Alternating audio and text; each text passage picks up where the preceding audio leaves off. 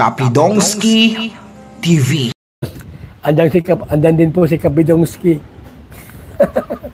Taga si Kapidongski, taga Padada yan eh. Nabudunsor, Kapidongski. OMG, 2.5 million na pabahay para sa pamilya ni BB Girl Erica tuloy talaga.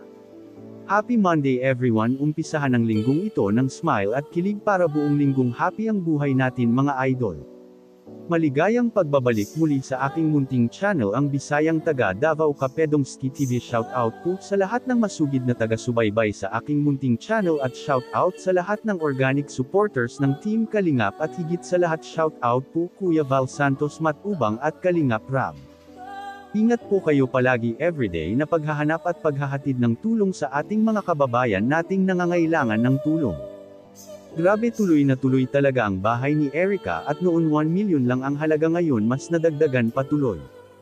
Alam naman natin na ang daming nag-react tungkol sa pabahay kay Erica, kesyo malaki raw paano ang maintenance raw ng bahay na wala naman stable na trabaho ang pamilya ni Erica.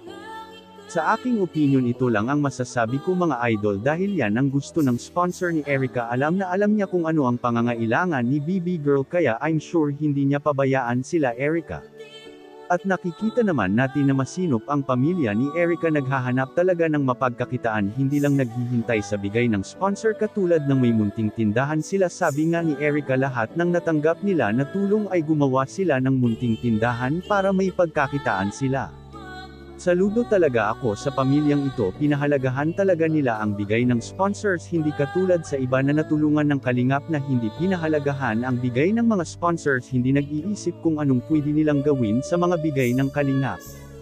Ang iba dyan ay gusto pa nilang sila Kuya Val at Kalingap Rab ang magbigay ng pangkabuhayan nila pagkatapos ng ribbon cutting.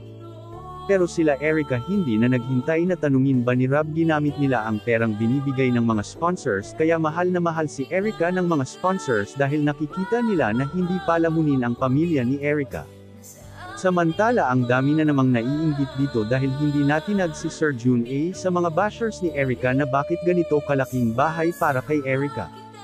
Kaya sigurado lumuwa ang mata na naman sa mga marites dyan dahil nilabas na ang 3D ng Home Sweet Home ng ating BB Girl, at ito ang masasabi ko sa mga marites dyan, mamatay kayo sa inggit, maghikog pa mo, poslan pa mo.